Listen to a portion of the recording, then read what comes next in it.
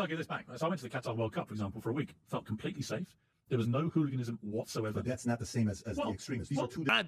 Don't mention that. Don't mention that. That's good things. Anything good happens, don't bring it back to Islam. Anything bad, it's Islam. You bloody moron. I think it's unfair to a whole... How many Muslims are there in the world? 1.4 billion?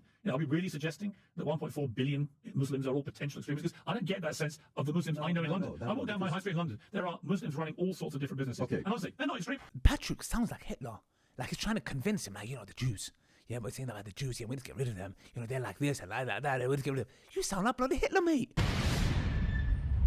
Everything you own, from your clothes to your car, to your wife or your husband, is going to forget you and move on and be replaced the moment you die. That's why Allah says, Al-Hakum al-Takathur, hatta zurtum al-maqabir. You are busy with the worldly affairs until you visit the graves. Brothers and sisters, Masjid Norway, the one that we built, is looking to another masjid around the area of Norway, subhanAllah, where there's so many Muslims that do not have somewhere to pray. This masjid is only $500,000. And any donation that you give will go towards your akhirah. Because when you enter that grave, nobody's going to remember you except Allah subhanahu wa ta'ala. So make it count, brothers and sisters. And believe me, if every single one of us give £1, £10, £100, £1,000, that's going to be something you will never regret on Yawm al-Qiyamah. And everything that you lose is going to perish and go. But your deeds on Yawm al-Qiyamah are not. Donate to the link, inshallah. Let's get to the video. Assalamu alaikum wa rahmatullahi wa barakatuh, brothers and sisters and dear friends. Hope you guys are well, inshallah. In my country, they say the stone that you least expect to cause harm can crack somebody's head.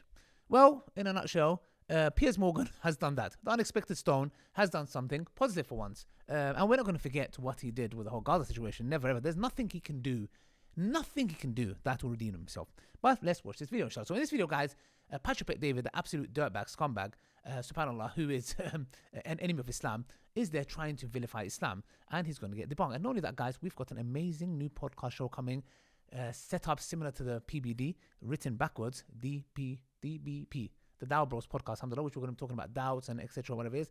That's going to be coming soon, inshallah. We have amazing guests, Dawah Bros around the world, inshallah. Let's get straight into this video because it gets interesting. Let's see what he had to say.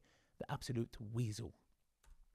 If you look at this number, this is estimated Muslim population in UK by percentage from 83 till today. I'm sure you've seen this. 500,000 in 83, 1%. And then it cracked 1 million in 97, 14 years later. And then 2 million, and then 4 million, and then 4.5. Some say 5 million today, 6-7% of the population. Do you think this growth, the way it's going right now, getting to 10, 20, 30%, do you think it is a good idea to keep allowing people to come in to combine the Islam way of thinking, what their ideas are, and coexist with the Western ideology? Well, I think there are issues which are serious to be considered. For example, it's been reported there are as many as potentially 85 unofficial Sharia courts in the UK now, which are not operating under UK law, they're operating in their own law for their own communities. That clearly is not a good thing. Stop there for a second. Number one, in this very interesting, subhanAllah, they think Islam is barbaric and all this kind of stuff.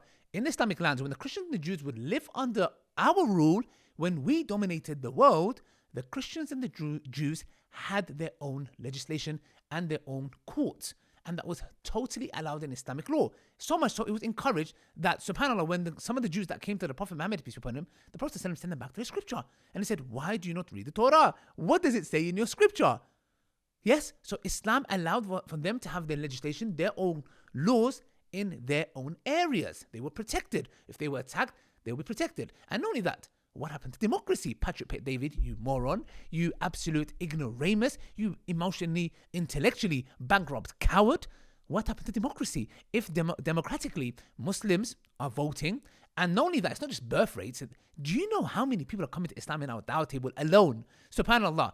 Imagine people coming to Islam. What is your problem? If they choose Islam and they vote for the Sharia law, what is your problem? What happened to the democratic way of doing things? If people choose, what's your problem? You're hypocrite because you are strategically consistent, not morally. Let's get back to it, inshallah. Country like the UK. So we have a lot of Muslims who live in the UK. We've always been a very multicultural, very tolerant place. The vast majority of Muslims living in the UK have assimilated perfectly well and live perfectly peaceful and lives which contribute to society. And then you see the quite disturbing spectacle of protests, say in London, during the Israel-Hamas war, where people are brazenly supporting Hamas in these protests. And, Hamas is a prescribed terror group in the United Kingdom. That should be not happening. The sweeping migration, much of it coming from countries that have been at war, whether it's Syria, Iraq, or wherever it may be. Hold on a second. First, number one, where's your numbers that the overwhelming majority of people out there were supporting Hamas or whatever? Under the UN Charter, you have right to support the resistance. This doesn't necessarily mean that's Hamas. So number one. Number two, you're talking about they were from Hamas. Who are you talking about? If there were some people out there who were doing that, what's that got to do with Islam? There is many people who are there who are Christians, who are Jews, who their parents have been Holocaust survivors, who are people from all backgrounds that are not even Muslim. Some of them are pro-Hamas. What's that got to do with Islam? But you've had millions and millions and millions of people deposed from their homes or fleeing war-torn situations and sweeping across the continent of Europe and wanting a better life for their family, which I completely understand. But it has got unsustainable. If you ask the Muslim Council of Britain, it'll say that 75% of Muslims in Britain have assimilated and see themselves as Brits. Yeah. I'm a Brit. I consider myself proud Brit as well, but 25% don't, depending on the numbers you look at.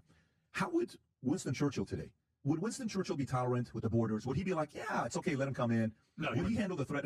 Think about how his wiring was. This is your world. Yeah. What do you think he would have done today? I think he'd have been tough. I think he'd have been very... In what way? Well, I think he'd have been very protective of our borders in a way he was very protective against the threat of Nazism to our way of life. What would Churchill have done? What do you think he would have done? I think what would he have done? Seriously, what do you think he would Asking the question, what would Churchill do? What would Churchill do? I mean, he's talking about somebody who has, caused the Bengal famine in India and starved hundreds of thousands, if not millions of people, yes, who've done many atrocities, around the world. So he's like, what would Churchill do? What would Churchill do? Because he knows the British people when it comes to Churchill. Like, what would Churchill do? What would Churchill do? Yes, what are you trying to say he's going to do? So what's it? You see how it's inciting violence indirectly, how it's inciting violence. And he doesn't like the numbers that I think the Council of Islamic Council of Europe or whatever it is, said 75% of Muslims have integrated and class themselves as British. He doesn't like that. He's like, no, yes, I'm a Muslim first before I'm a British. With all due respect, I am a Muslim first before I'm British or whatever you want to call me. I don't care. My religion comes before anything. Yes, so you can see how he's slightly inciting violence. But let's carry on. Just think his profile. I certainly think right now he would have put the clamps down on more people coming Would in. he have sent? Would he have sent anybody back from the 7% that came here? How would he have treated some of the criminals? How would he have treated some of the some of the stuff that's going on? So I would say he certainly wouldn't have just picked out the Muslim community. We have a lot of different religions, nationalities living in the UK. I don't think he would have singled out Muslims. I think what he would have taken a more pragmatic view and gone, we have too many people in this country now. There's too much pressure on our public services. Some people are going to have to leave. I don't know why they're not so tough on the French. You've got to do a deal with the French on this. You've got to say, look, sorry, you're letting all these people get on these boats. Once they're at sea, there's hardly any way to stop them. Interesting, because majority of the migrants that are coming to the UK, if I'm mistaken, is Indian and Chinese. Okay, if I'm mistaken. And then he talks about knife crime. Islam has a direct solution to your knife crime. A direct solution. Let's be honest with you. The Sharia law, we believe in capital punishment. Innocent people being stabbed.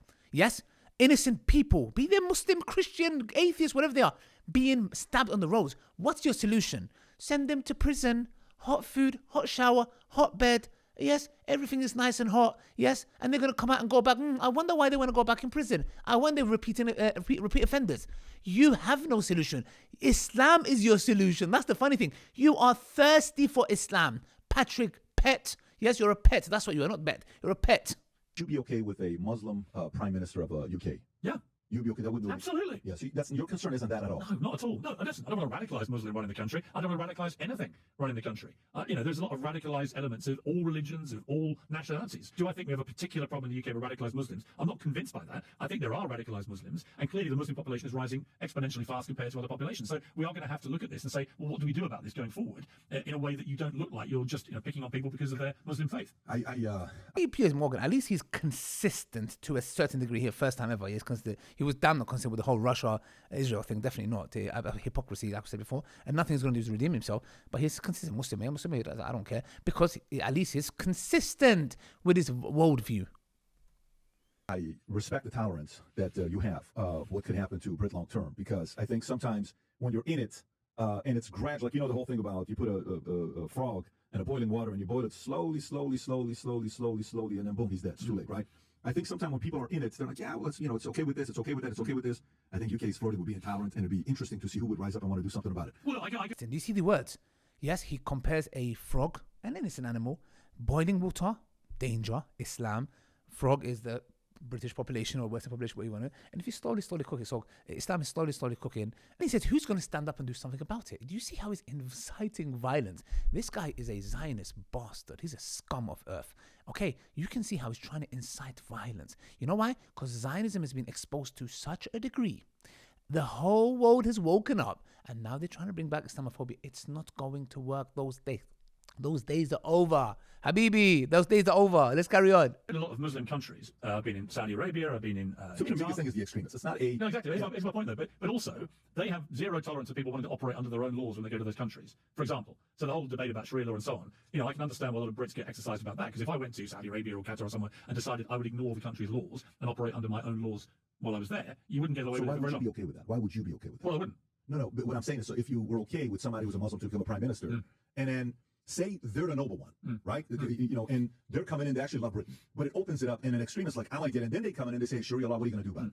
Then what? Because you're making it a step ahead. Yeah, but I don't think you can't tar the entire Muslim population with the brush of potential extremism in the same way that... Why is the Sharia extreme? I don't understand. Why is the Sharia classed as extreme?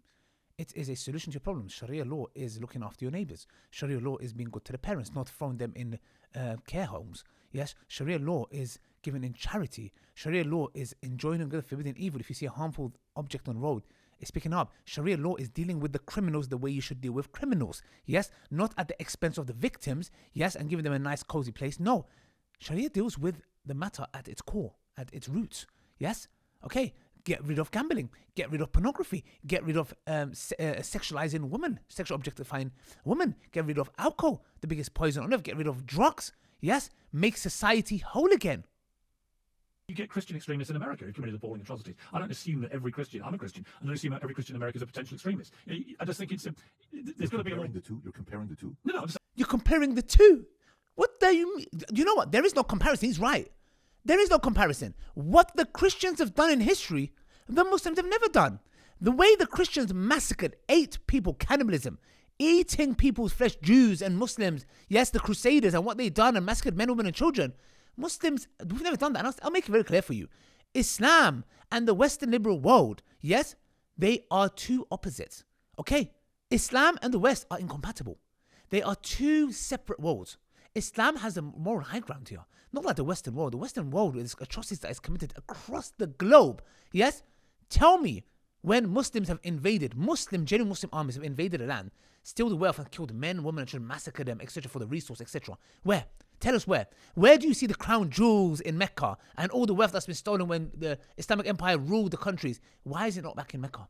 Because wherever Islam went, it enriched that place. So Span, look at him speaking and say, oh, how are they the same thing? You absolute moron. Christian fundamentalism and extremism is far worse. They have no mercy on no one.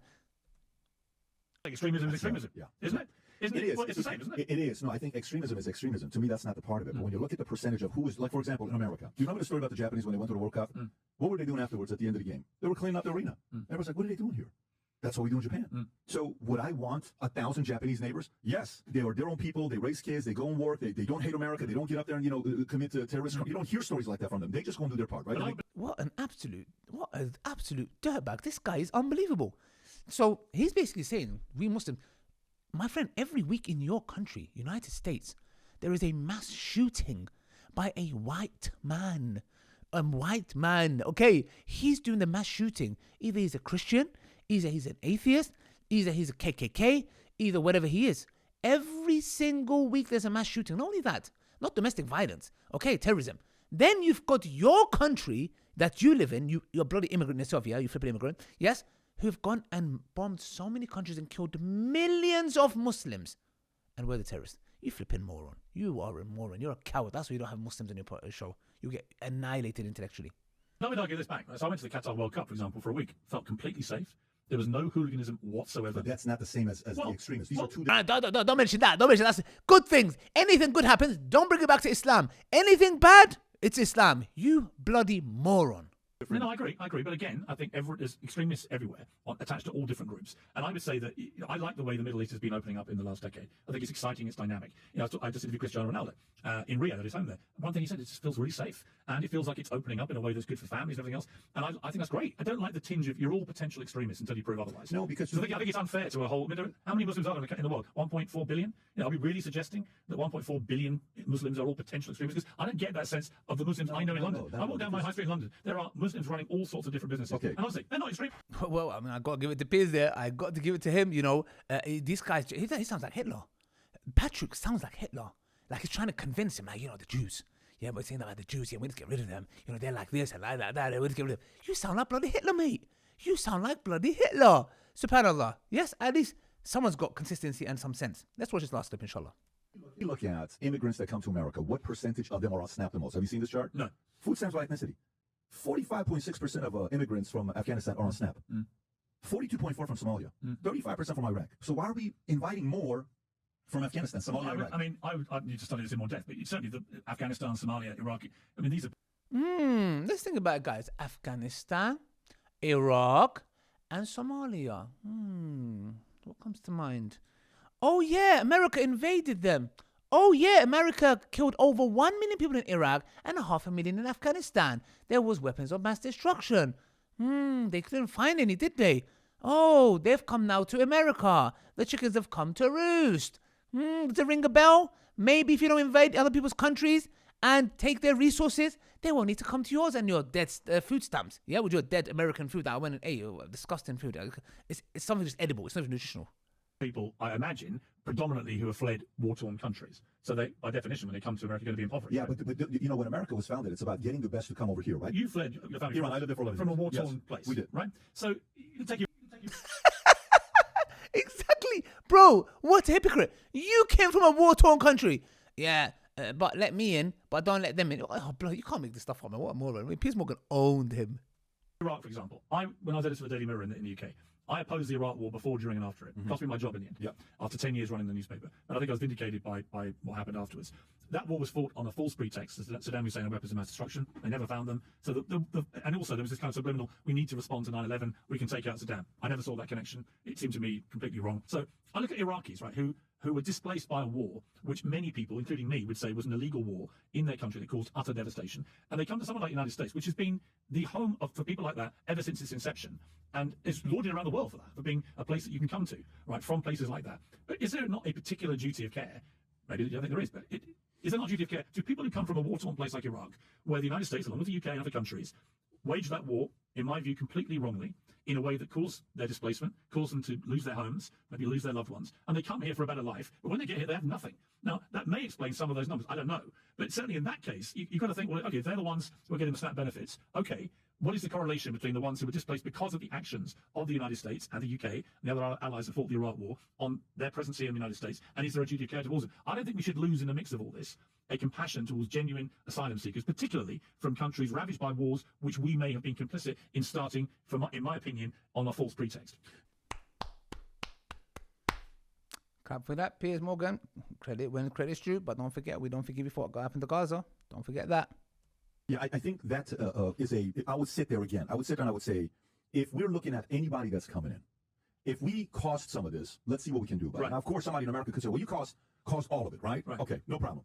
But if you're coming to America and you hate America, I have no tolerance for you. And by the way, the argument, some people in America are like, look, we don't want anybody else to come in here. This is plenty, right? There are people that I've had on the podcast that wouldn't even want me to be here right now. They're like, you know, you got lucky getting in here. It's their argument. They have the right to have that argument. How wrong is that argument? I will tell you, like, so if somebody's born in America and they're kind of like, look, man, yeah, maybe we got lucky with you, Pat, but we got a lot of ones that came through and we didn't get lucky with that. Hate America. I would add the caveat of the Iraq caveat, which is if you go and bomb a country and you destroy people's lives, I do think a country like the United States, the most prosperous country in the world, does have a duty of care to bring some of those people into its country, as it has done with the Iraqi community in the United States. What if that's a royal screw-up on another administration that you never agreed with? Because Trump doesn't agree with Bush. So maybe he's saying, I didn't do that. Bush did that. That wasn't my doing. I'm changing it. You can't make this up. You go and bomb their country, kill 1 million people, and then you blame them for, and if there's any evidence that they come and they hate you, etc., which is nonsense. They might have some hatred towards what American government done, but I don't think they're going to take on Americans. And again, even if they hate you, whose fault is that? Who went and bombed innocent people? You did. It's like me going, punching someone in the face, and then when he's angry at me, I'm like, yeah, why are you angry at me? You can't make this stuff up, guys. Alhamdulillah, he got absolutely decimated, intellectually got destroyed, humiliated, embarrassed. And yeah, good. But like I said, Piers Morgan, we do not forgive you for what you did for Gaza. Just because you spoke and had some consistency here. Brothers and sisters, until next time, assalamu alaikum wa rahmatullahi wa barakatuh. Do not forget to donate to the Islam Net Masjid, brothers and sisters, to support, inshallah, it's a Sadaqah Jariyah for you guys. Assalamu alaikum wa rahmatullahi wa barakatuh.